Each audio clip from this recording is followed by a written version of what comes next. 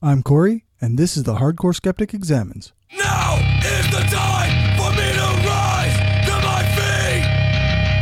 Wipe your spit from my face, wipe these tears from my... Hi there, and welcome to the Hardcore Skeptic Examines, the show where I do a series of interviews and a bunch of research on a single topic in an effort to better explore and understand it. The first subject I chose for this endeavor is social justice. I did a series of interviews with people who are pro and anti-social justice so that I could learn what the objections were to it and how they were responded to. This is episode 6 in this series, and in this episode I interview Ed Smith from the Wayward Atheist podcast. Ed, as I would describe him, is not so much anti-social justice as he is a person who simply takes issue with some of the behaviors and philosophies that go along with social justice. Just as a matter of housekeeping, I have to say that I was going to approach this episode from a slightly different angle and try to get Ed's responses to any thoughts I might have about the interview. But Ed and I are no longer friends, so I guess I'll just do things the way I did with other interviews. And if he doesn't like it, then so be it. With that though, here's my interview with Ed Smith of the Wayward Atheist podcast. It's the time for me to rise to my feet. Wipe your spit from my face, wipe these tears from my eyes. So I'll start off with an introduction. Who are you? Okay. Ooh. Who am I? Who are you? Well, I'm Ed Smith of the Wayward Atheist podcast. I'm ex-Mormon, part Native American, part European, of European descent. I have a degree in anthropology and a minor in Aboriginal studies, and 2 diplomas in forestry, wildlife conservation. And I'm an anti-theist, so Cool. that's basically me in a nutshell. That's Ed Smith in a nutshell. Right on. So, what to you is social justice? Well, I've been trying to rack my brains about how to define it because many people have different definitions, obviously. That's Yeah. one of the reasons that starts with the confusion that we're into Right. a lot of the times. And if someone were to say, are you for gay rights? Absolutely, 100%. Are you for transgendered rights? Obviously. I mean, we're human beings. Everybody deserves respect and dignity. Sure, by all means. But I think that's, I'm for equality between men and women. Obviously. I mean, that's a no-brainer.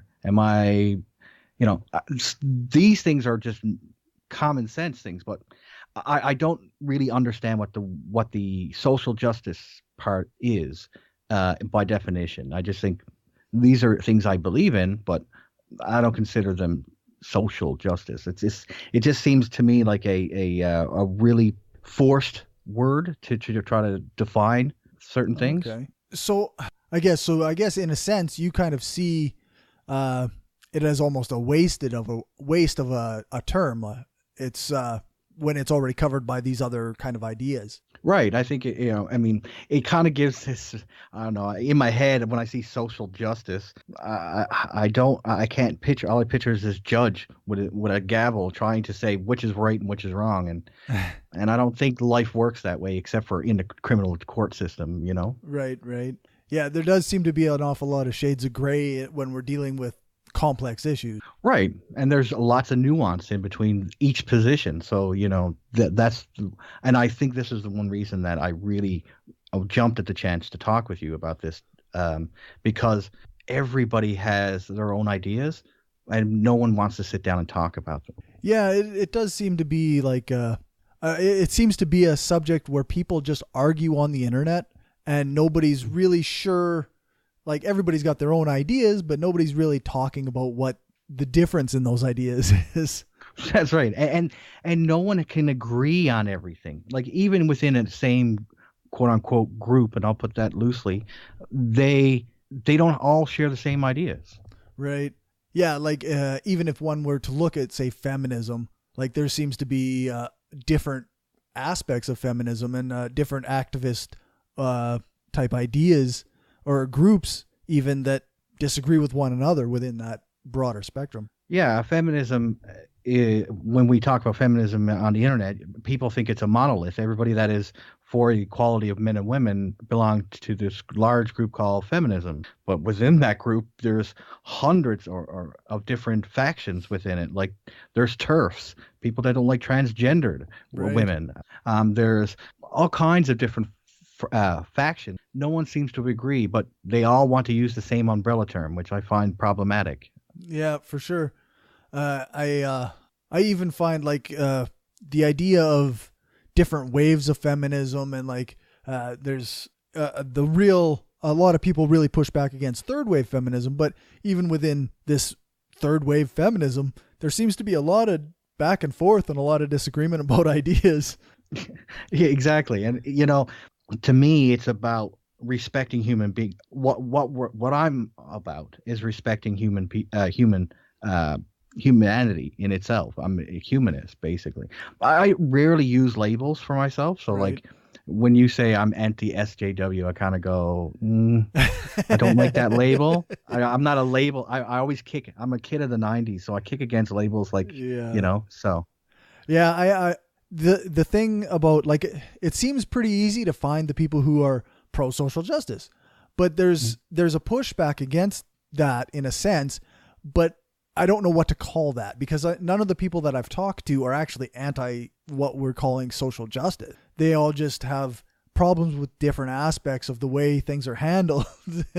Well, yeah, I think what really starts to really muddy the waters is this authoritarian fragment of what's going on.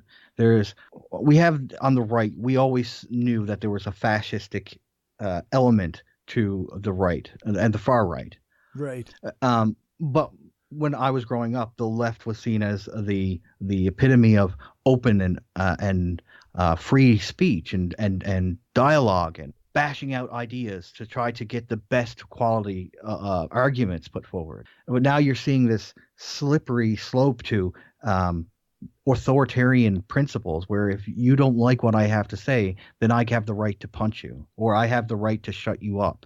And those ideas are a grease precipice that I don't want to slide down, because I think no matter if they're good ideas or bad ideas, they need to be heard, because they need to be dusted off. And to see where the truth lies, you have to be able to compete with those ideas. And I don't mean just compete as in debating them.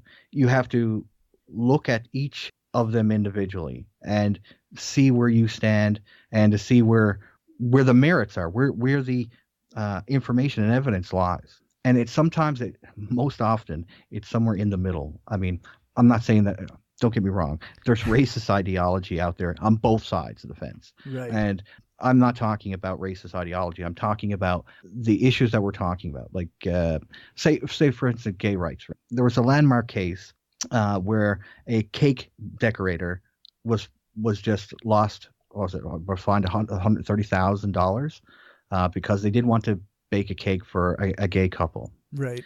Now, I can see that I can see that in two ways. One way is you didn't have to buy your cake there. You could have went to someone else. And I can also see it as, well, we're living in a time where everybody should be accepting of whoever they are, and love should trump everything. Right. And somewhere in the middle is the real answer. It's not, you know what I mean? Yeah. Yeah, that's right. Like, I guess in regards to the cake thing, I think that's a really interesting example, because we had something, because there's also a photographer who also didn't want to work at gay weddings, and there wasn't the same reaction because of the difference in the industries. It's almost like it's hard to draw these hard lines all over the place, right? You have to take each case on its merits and individual kind of ideas. Oh, exactly. I mean, and that's where I think we're losing the real game here. And this is why I push back against a lot of the online chatter, is because there is no discussion about what's right and what's wrong. It's, I have an opinion, and whatever that opinion is, if you don't agree with it, then shut up. Step out of the way. And I find that very problematic. Corey, for instance, me and you, we don't agree on everything. Right. But we're still friends, and we could talk it out. Yeah. It seems like that should be the way that everybody kind of deals with people. Right. But we got people promulgating punch a Nazi. I don't like Nazi ideology. And let's be honest, the Nazis stopped taking membership in 45. I mean, come on, they're fascists. So you're talking about fascists, but even that term has been watered down to such such a level that it could be used on anybody and just to shut down a conversation. Because you don't agree with my opinion, you're a fascist. No, you're not even. You haven't even heard what I just don't agree with you at the present moment. But you haven't heard my reasons why I don't agree with you. Right. So why would you call me a fascist? I've spent my life fighting fascists. This is something that I really am strongly about, and I don't like authoritarianism. So the left's answer to fascism. Both ideologies to me are horrid, but I'm not going to say that. You water it down, anything becomes permissible at that point. Because when someone called me a fascist say if someone called me a fascist in the 90s, no one ever did. I'm just saying that if Right, they did, that would have hurt me so bad because those ideas were so repugnant. But now it's become so watered down that being called a fascist is no different than being called an idiot online. You know what I mean? Yeah. I actually I rarely use the term bigot or even racist, but one time I did. And the person I was discussing this with, I said, that's a bigoted idea, what you're talking about right there. And he said, if coming from a left libtard like you, he said, being called a bigot is a compliment. And I oh, okay. So I guess we just can't, how do we even talk now? Well,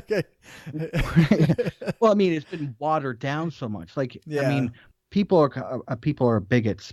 Again, I hate water. When you use a word so much, it loses all meaning. When you assign it to innocuous comments, let's say that's racist. Okay, for instance, when I was growing up, I was like I told you, I'm part Native American and part European of European descent, and I was told that I had to choose a side. Okay. Either I was Native American or I was of European descent. I couldn't be in both. It's like having one foot in a canoe and one foot in a boat, and that they're starting to drift away from each other, and I would fall in. Right. So when my response back was, no, I cut off the end of the canoe, stick the end of the boat on it, and make a skanoe and go through.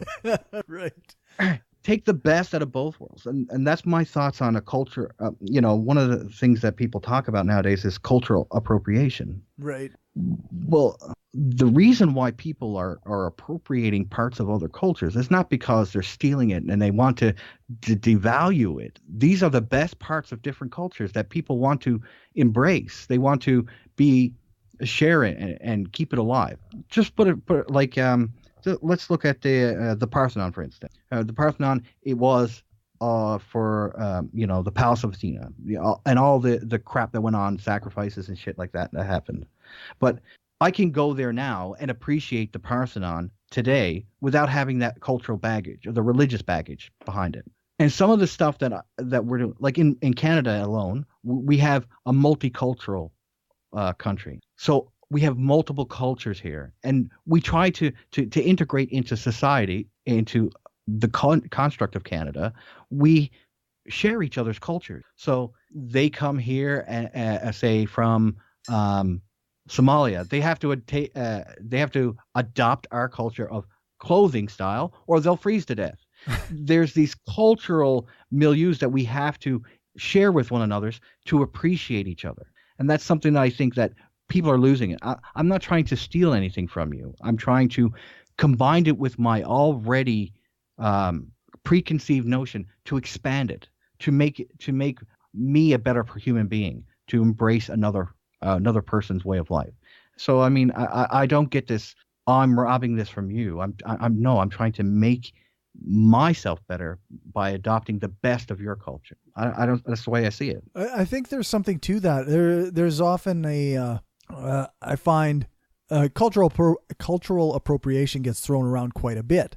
And I think there might be cases of it, like where it is a piece of a culture is taken and credit isn't given back to that culture. Like nobody's saying, well, this belonged to that culture first and that we learned from them. But there's also these cases where people are fully willing to say, well, I got this from Greek culture or Jamaican culture, and this is something that I really appreciate about it. And that's not the same type of theft. I don't think it's not, like you say, like one's a type of theft and one's almost just an appreciation of, and like you say, a self-improvement.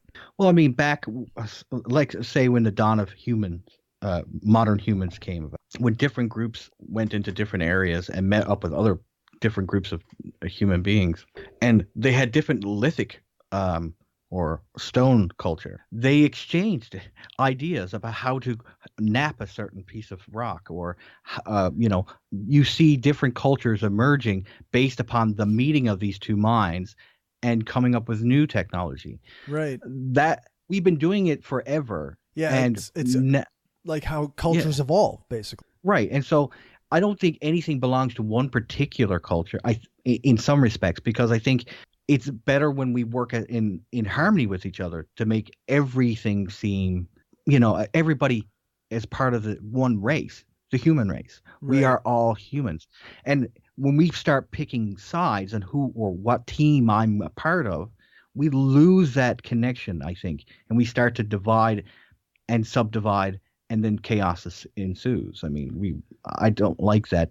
I mean, you're in a different part of my country, and I'm in a different part of your country, but we have different cultures where we live. Yeah. But we are all Canadians. And so, I don't know. Maybe I'm going on too much about that, but it's something I find very peculiar about factionalization of society. Do you think that there is a lot of this separation based on race or gender or sexual preference that's going on? Of course, there is a lot. Like, I'm having arguments online that I forgot how to argue because I thought racism, and maybe I'm naive, but I thought racism was dead in some respects.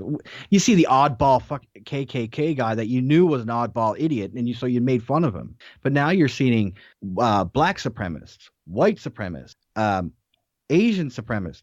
We're seeing all these factions coming out and trying to, I don't know. Like, I've seen a poster. It was a picture taken of a poster that was put on a telephone pole by a group in the United States, and Antifa is the group. Right. And it said that you shouldn't mix with whites because we're trying to exterminate them. And I'm like, oh, wow, that blows my mind. How could anybody have that much hate for one? I mean, I can't fathom whites hating blacks the same way.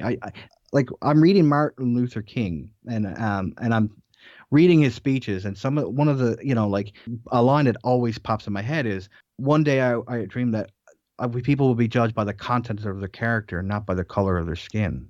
And I think that we've lost that great movement that he brought forward today. We're losing that totally, and we're getting more factionalized based on skin color, and it blows my mind. Or do you think that this attitude by extremists is a reaction to something that exists, or is it, or do they are they reacting to just something that they perceive, or are they just off the wall? Like, where do you think that comes from? There are perceived grievances. I mean, and I don't mean perceived. I think there are actual grievances within the African American communities in the United States, for instance. I mean, there are serious grievances where they've proved that there were white cops that have killed African American, unarmed African American, and I think there is a retaliation to that. But I think that there's an underlying assumption that everybody that's white is that way, and there's an underlying subculture within the black community that is fringe, that is a black supremacist. Just like in white culture, we have those fringe morons that are white supremacists. And when you're told for a long time, in many generations, that you're a victim on either side, then you start looking for perpetrators of that victim, of the damage that's being done, because you believe that you're a victim. And I'm not saying that there's not victimization in the black community, and don't get me wrong, that's not what I'm trying to say. I'm saying the same thing could be said about the white community. Right. And I hate talking on skin color terms. It just really bothers me. because to me, it doesn't matter what color you are.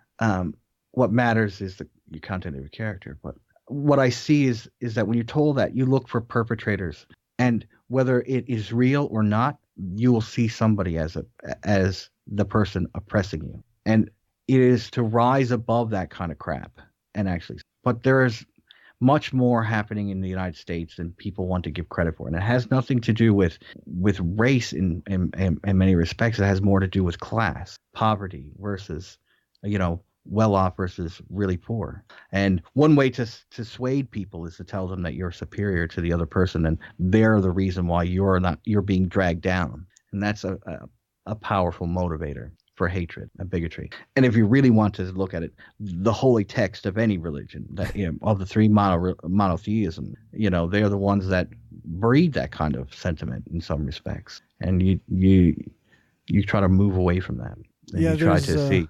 There's been actually, that's something that's come up in a lot of my interviews, is that religion. I guess maybe it's a biased sample size because everybody's an atheist or a skeptic, but the idea that religion is a particularly good tool at othering people has come up quite a number of times. Of course. I mean, you look for the mandate for misogyny, genocide, bigotry, prejudice, slavery. Look no further than the Bible or the Torah or the Quran. I mean, it's on every pulpit, synagogue, or mosque. I mean, that's my initial way of getting into where I guess I consider myself social justice advocacy was with the gay rights, and the reason that I got into that was not necessarily because I was starting out from a position of being on side of LGBTQ people, because I had some pretty problematic opinions in my youth, but it was more of because religion was against this, then it couldn't be that bad. It was like a very... Well, I mean, again, I don't like to label social justice. I've always been outside after I left Mormonism, because Mormonism has some very strict ideas about homosexuality, as well as race as well. So right. When I left that, I had to, when I deconverted from Mormonism, my ideology, like all the things that I thought were true for a majority of my life, were wiped out. So I had to read, I had to seek out conversations and seek out different areas to find out, where do I stand now? And so when you look at some of the predispositions that I had, one of the biggest obstacles I had to face was homosexuality, because that was such a you're told from day one that it's a sin and you're going to hell, and and then I started meeting gay people, and then I realized, well, what the hell were these people talking about? That these are horrible, right? And I'm thinking. And then I would see the love one man had for his boyfriend, and then and you see just the intense emotional impact that they had to one another. Just light bulbs just started shooting off my head that this was perfectly normal and natural. And then that's before I even got to see the science behind it, right? And to see how the science was secondary to the actual thoughts. So the idea that there's obviously nothing morally wrong with this.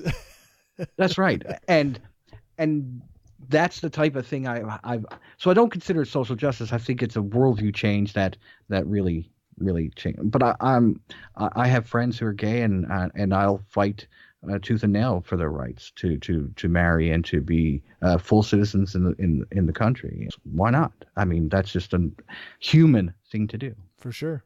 So what do you think of some of the pushback against some of these social justice advocates or social justice warriors or whatever we're calling them? Where do you think some of that's coming from? Like, I imagine there's certain areas that you feel need to be pushed back on. Oh, of course. A lot of it is about the authoritarianness of some of the movements that are coming. Like we've discussed free speech. I'm an free speech absolutist. I believe that everybody has the right, no matter how bad their ideas are, they need to be aired out into the open light so that people can ridicule them, if nothing else. The idea that you want to silence somebody because they don't agree with your opinion really sets me off. I have to push back. I feel like it's one of the reasons why I would get off the couch to do something is to defend free speech. What is, I guess you kind of said what you mean by absolutist, but what do you mean by silencing? In what way do you think that people silence free speech? What are some of the ways that that you've seen that you react to? When I see Berkeley, for instance, UC Berkeley, the bastion of the free speech movement of the 60s, descend into Molotov cocktails and people being attacked and violent. Stones are being thrown at buildings and that type of thing is high, very oppressive. I'm not talking about protest. Protest is the exercise. Is someone exercising their free speech. What I mean is the violent and outbursts that close down someone speaking, or the ridiculousness of not encountering an idea. Like, oh, I can't listen to this idea, so no one else can.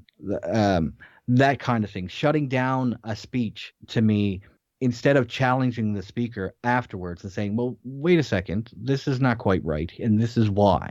Those type of things. Like I'm the type of person who would have went to see Milo Yiannopoulos. Not because I agree with him, because I wanted to hear what he has to say, so that I can refute what he had to say. And I think that's the biggest problem I see with these protests, quote unquote, in the United States, is they want to shut down before they actually hear what someone says, because they already have a preconceived notion that it's going to be a bigoted statement or it's going to be something against who they are.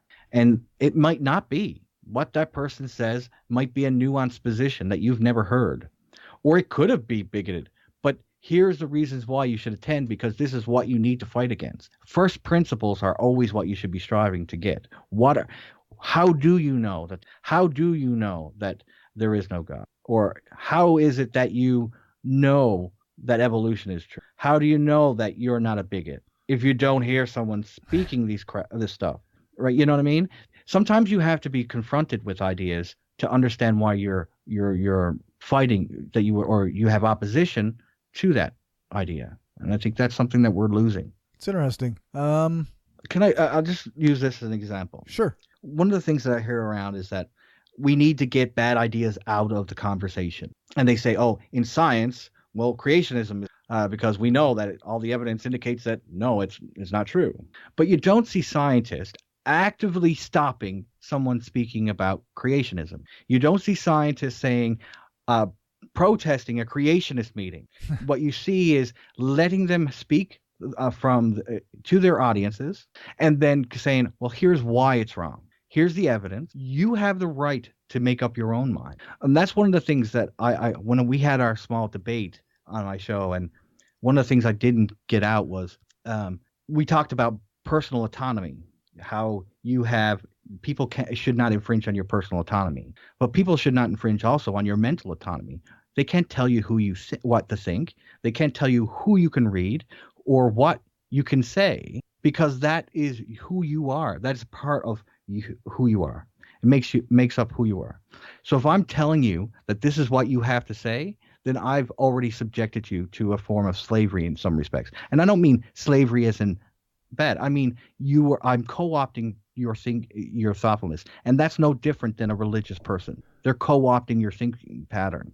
And I've been suppressed enough as a Mormon to never want to have that for anybody. Do you think that is something that's happening in a broad spectrum, like out in the world, or is that something that's kind of just isolated incidents, or do you think they're just happening mostly on campuses, or well, campuses are usually the first symptom of societal change. So good or bad, if something is moving within the university campus, it's usually there because it's when people experience ideas for the first time. Okay, so any new ideas that come up, any new social movements that are being, it usually starts at the university level and then disseminates into the general masses. And so when I see things like this happening at UC Berkeley, it kind of makes me go, we're losing the plot. These are supposed to be the bastions of free inquiry, free thought, skepticism, fact. We're not supposed to be dogmatic in it. We're supposed to be open-minded to the evidence wherever it leads us. And I mean, the only thing I could think of is when I was in university, I was exposed to the concept of human evolution in a more in-depth way than I've ever been. And the day I picked up a replica of Lucy's skull, I kind of went, wow, where is this race crap coming from? Because we all can trace our lineage back to this one, and not just Lucy, but to these ancestors of ours. What the fuck are we fighting for? And I'm sorry to swear, but that's how fair. I feel. Yeah. No, that's that seems fair. So we've spent a bit of time talking about free speech. Mm-hmm. Do you think that sometimes people use terms like racist or sexist to just end a conversation? Oh, absolutely. That's like the word Islamophobe. Islamophobia to me is a shut down conversation. Stop all press. That's it. We can't discuss it any further. It's not the same as anti-Muslim bigotry. Okay. Because I can criticize Christianity. No one calls me a Christophobe. I can criticize Judaism and no one calls me a Judophobe. Islamophobe is there to shut down the conversation. It's specifically, it's a label that once it's attached to you, no one wants to speak to you about issues. And that's a horrifying thought, because I'm not talking about individual Muslims, because individual Muslims are humans that are off limits because that would be bigotry. When I'm talking about ideas like Islam, that's something, all ideas are open to criticism, no matter what they are. And there should be no sacred cows. We should be able to scrutinize and criticize the ideas to make them better, you know what I mean? And to find out the truth. And to say that I'm Islamophobic because I'm criticizing the tenets of Islam, I think is just to shut down the conversation. And again, if someone says, you're white, therefore I can't speak about black issues, even though it might be on economic terms and we might have the same issue, it seems kind of counterproductive. Do you Same way if... Oh, go ahead. Go ahead. Oh, I was just going to say vice versa. If it was someone said to a black person, you can't talk about this because it's a white issue. To me, that's so ridiculous. It's beyond words. Do you think that a person, based on the color of their skin, might have a different experience even in the same economic situation? Sure. The problem is an individual could have a different experience. When we start collectivizing that idea and put it upon a broad swath of human beings, then we kind of are missing the point, as far as I'm concerned. Because when we talk about groupthink or collectivization, I start to get scared, and because again, I don't like labels and I don't like people adding me to groups, because I think that it's kind of, no one group will have all my ideas in it. Right. Do you know what I'm saying? Yeah, absolutely. And no one is living my life. So my experiences are totally different from the groups. Like, I mean, Dave's story. Yep. For instance, Dave lived a hard life. Yep. But I had a similar, but not as crazy in some respects as that. But that's my experience. I can't say that every white person now has to have that, same experience. Do you think that there are certain experiences that can be extrapolated into the larger group? Sure, can. I mean, like when we were talking about African Americans in the United States that have been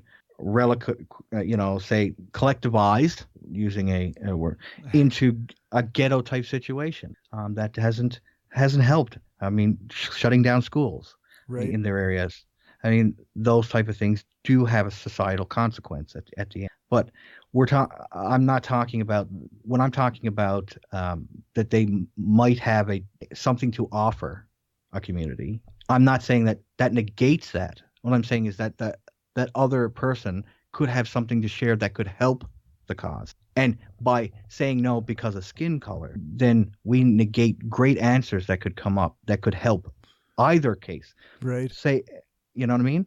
Yeah. Yeah. No, that makes sense. Like you say, like you could have a great solution to a larger economic issue, but if you judging people based on the color of their skin, then you might not hear it. Right. No, that makes perfect sense to me.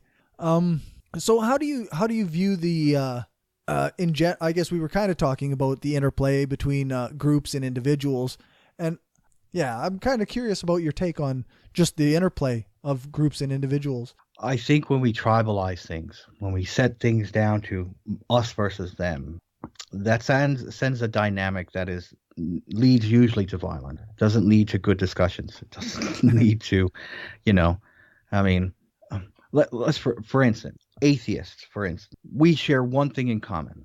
Right. But there's a myriad of different opinions about where to come to that. So when you say, oh, all atheists believe X, well, I can tell the person who says that, I'm going to say you're full of shit, because no, right. Yeah.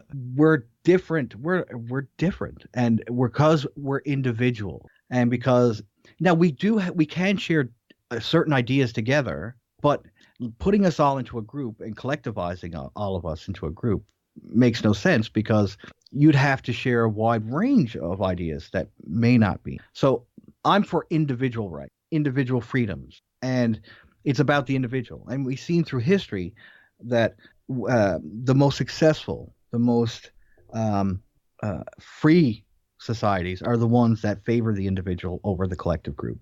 Do you think does that present possibly a problem for like governmental agencies or like even society as a whole if they want to address certain systemic inequalities? Like what? Because I have to see to get a framework for what you're saying. Well, so what do you mean by societal inequalities? If there is a tendency towards not hiring black people, how would we address that on an individual level versus a societal level? Well, you do, yes, but that is not because okay, let's try with the individual level. The individual level is that all people are created equal. Every human being has the right to a job, or not to a job, but to the opportunity to be able to do that freely. Yeah. They have the right to their own mind and free. So you start with the individual rights first, and then you move up to the society. Once once everybody in the society, individual, has the same basic rights, then you shouldn't have. In my thinking, you shouldn't have those societal differences. It's when one person tries to impose their what they determine is to be correct onto another person, and start negating rights of the person, then you start muddying the waters. I hope that makes sense. It didn't sound very smart when it came out of my mouth. Let me see. Let me see if I can rephrase that again. It's when you impinge freedoms. Like, one of the worst things was, especially in the American South, was, and let's take it for here in Canada, the Aboriginal peoples were seen as less than human. Right. They were seen, so they weren't given the individual rights of agency, of autonomy, of being able to be who they were for their own sake. Once those individual rights are set in stone, then it kind of prevents someone else from taking those rights. You know what I mean? Like, yeah.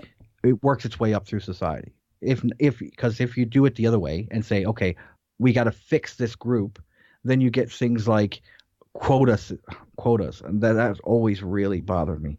Quota system, for instance. Let's take we use this on an example of your latest podcast, or maybe it was the one before, when we were the Wayward Atheist was on Brainstorm. We talked about how when Justin Trudeau came into power, he said if we wanted 50% women and 50% men in his cabinet.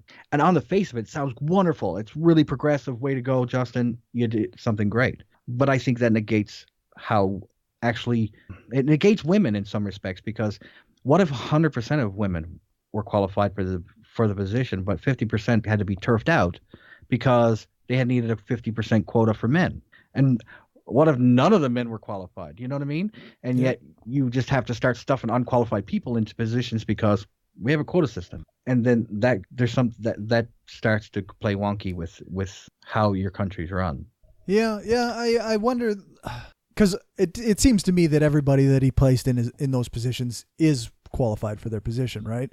But I'm not saying that in the future it might not be. Right. I wonder, like, if you don't have a quota system and say you have a pool of people who are all qualified for this position, and in general, you're going, like, due to unconscious bias or due to whatever other factors, without these quotas, you might end up with more of one group than another group undeservedly.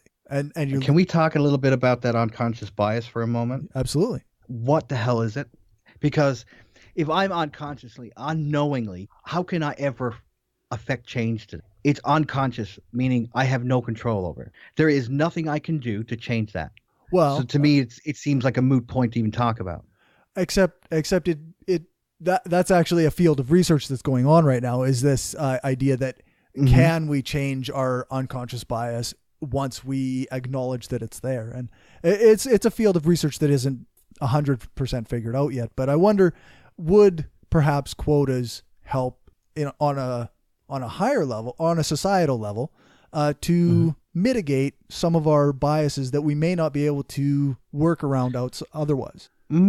I don't think so. I think that, again, a quota system, it seems to me to favor, it's just almost like a tactic to say that I'm doing good, look at me.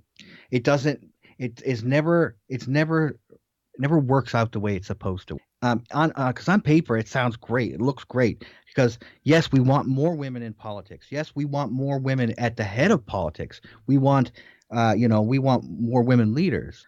We want, men to do really well as, but having a quota system to me sounds really problematic because it could work because the person that gets the position they're always thinking in their heads, and I would be, because that's how I look at things, the way I would look at it. Did I get this because I merited the position, or did I get it based on my gender? Right. And that's something that would play on my mind, and I would always have to equate, and I would never feel comfortable unless I knew it was based on merit and not by skin color or my gender or sexual orientation.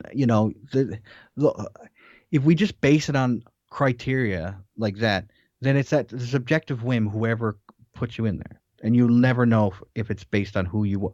And again, it goes back to, like I said, that Martin Luther King quote: "Let's do it by the content of their character and not by the color of their skin or their gender or what have you. Let's do it by who they are as an individual." Okay, no, that seems like a fair concern. We're coming up on just about an hour, so I'm going to hit you with my last few questions. Okay. So what is something that you wish people realized about social justice? I would wish that they would remove the freaking term altogether and just focus on the issues that need to be worked on. If there's inequality, let's find it and work it out. Like, if there's inequality for women, let's work that out. If there's inequality for men, let's work that out. If there's inequality for white people, let's work that out. If there's inequality for black people, let's work it out. Asians, same way. Whatever. Let's focus on the key issues. Let's hear the best arguments for both, for either way, and let's get to the true solutions. Labeling it social justice seems to me to make it a mockery of it in some respects. Sorry, that's just how I see it.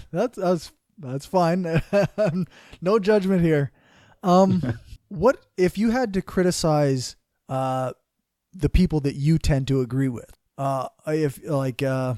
Or even yourself, if you had to criticize your own reaction to social justice movements or some of these topics, what would you say about that? Well, the easiest one is to criticize myself.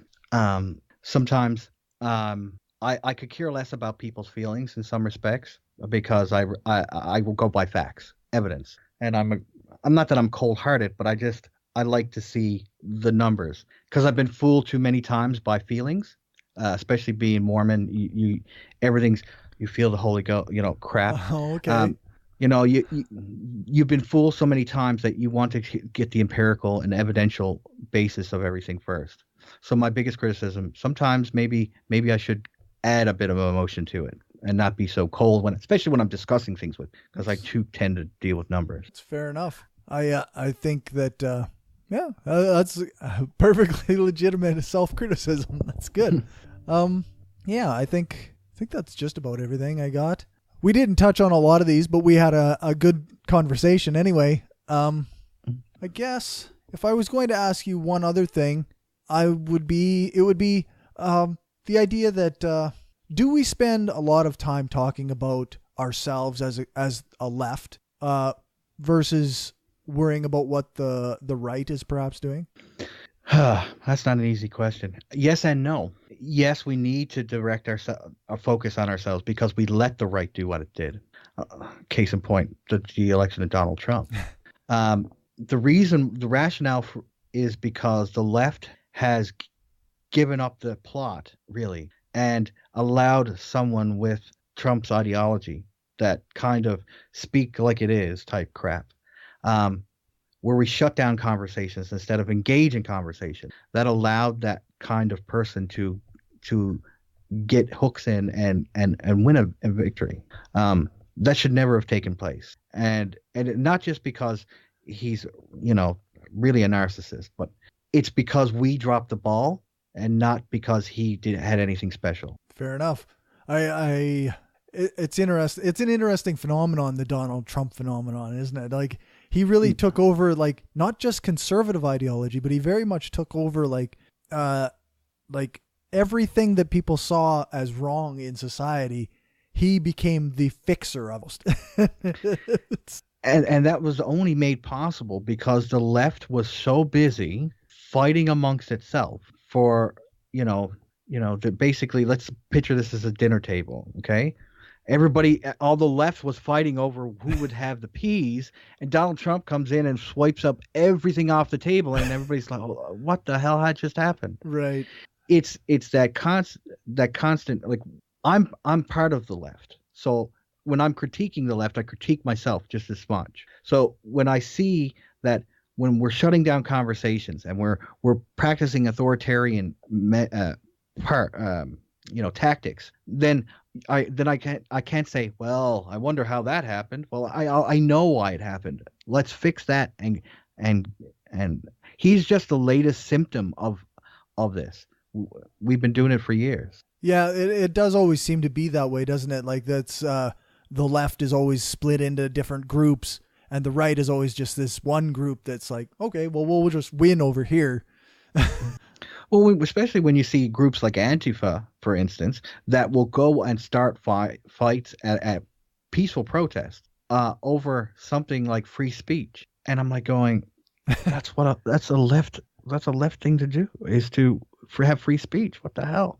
When you're cause of violence based on someone's words, then you've lost the plot, and then you become what you hate. You hate fascists because they're oppressive, yet you're going to oppress people through violence because you hate oppression. Boggles my mind. Anyway. Well, thanks for talking to me, Ed. Do you have, I guess you have the Wayward Atheists to plug. Do you have other things as well that you do? No, I used to do a podcast on my own called Everyday Atheist, but I gave that up when I joined the Wayward Atheists. So okay. So I guess Wayward Atheists is where you're going to find your stuff? Yeah, you can find me at Wayward Atheist on Spreaker, Stitcher, and iTunes, and you can email us at waywardatheistpodcast@gmail.com, and I'm open to discussions. You can try. I would love for you to persuade me out of my beliefs. That's how wonderful. That's what I want you to do. So Perfect. Go ahead. Right on, man. Right on. Thank you, Corey. Thank you. It's been a good conversation. I really appreciate your time. Now is the time for me to rise to my feet. Wipe your spit from my face, wipe these tears from my eyes. So that was my interview with Ed. I made some notes about things I disagree with here and there, but for the most part, I think that this was a discussion about ideas, and while I could nitpick those points that I disagree with, there weren't any claims that needed to be fact-checked for accuracy. It wasn't like the discussions with Dustin and Randy where they made these claims about examples of behavior that they deemed out of control. There were no quotes taken out of context where I actually needed to fact-check it. Ed was great in this interview, and I really appreciate his time.